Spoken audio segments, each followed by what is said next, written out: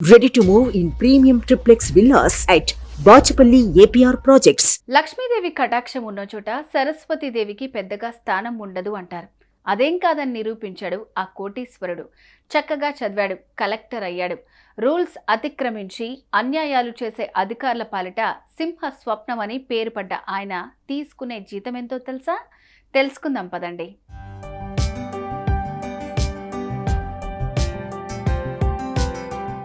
కోట్ల రూపాయల ఆస్తులున్నాయి. గ్యారంటీగా ఆదాయం తెచ్చిపెట్టే వ్యాపారాలు ఉన్నాయి.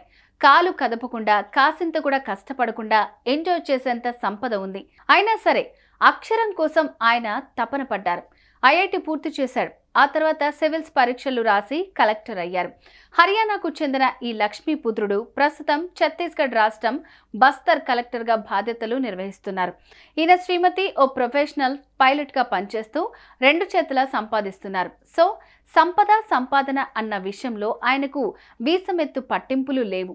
ఆ క్రమంలోనే కలెక్టర్గా నిబద్ధతతో బాధ్యతలు నిర్వహించే అవకాశం ఆయనకు అలవోకగా అంది వచ్చింది. నిక్కచ్చిగా పనిచేసే అవకాశం వచ్చింది. ఆ క్రమంలోనే కలెక్టర్గా ఆయన పనితీరు నిబద్ధతతో ముందుకు సాగింది. పేదవాళ్ల సమస్యలు తెలుసుకునేందుకు ఆయన మారుమూల ప్రాంతాలకు తరచూ వెళ్లేవారు. నక్సల్స్ ప్రభావిత ప్రాంతాల్లో కూడా భయం లేకుండా సంచరించేవారు. మనం ఏం తప్పు చేస్తే నక్సల్స్ మనల్ని శిక్షిస్తారు? కక్కుర్తికి పాల్పడినంతకాలం ఎవరికి ఎందుకు భయపడాల్సిన అవసరమే లేదంటూ ఆ ప్రాంతాల్లో పెద్దగా సెక్యూరిటీ లేకుండా చక్కర్లు కొట్టేవారు. అదే సమయంలో ఆయన తనకొచ్చే ₹1000 జీతాన్ని పక్కన పెట్టి కేవలం ₹1 జీతం తీసుకుంటూ నాకు ప్రజాసేవ అన్నది ఫస్ట్ ప్రయారిటీ, శాలరీ అన్నది లీస్ట్ ప్రయారిటీ అంటూ చెప్పకనే చెప్పారు.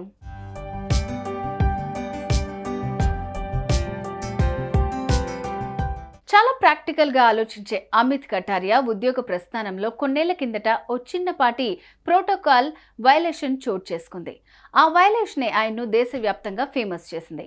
2015లో ప్రధానమంత్రి మోదీ బస్తర్లోని దంతెవాడ సందర్శనకు వచ్చారు.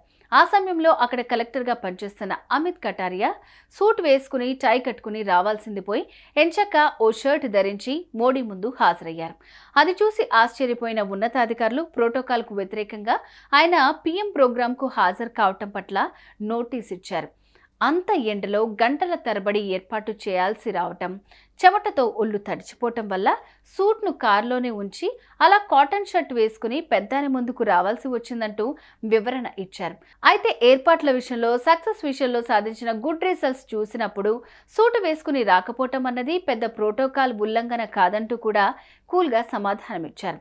ఆ సమాధానానికి వేరే ఎవరైనా అయితే వెంటనే బదిలీ అయ్యేవారు. అమిత్ ఖటారీ పనితీరు కారణంగా ఆయనను అక్కడి నుంచి కదిలించడానికి ఉన్నతాధికారులు సాహసించలేకపోయారు.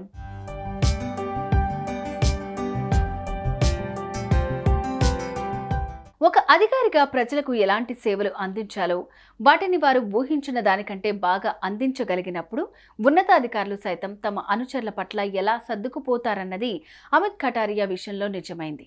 సంపద పెంచుకోవటం కంటే జనంలో పేరు తెచ్చుకోవటం అన్నది ఎంత గొప్పదన్నది అమిత్ ఖటారియా ఉద్యోగ ప్రస్థానం కళ్లకు కడుతోంది.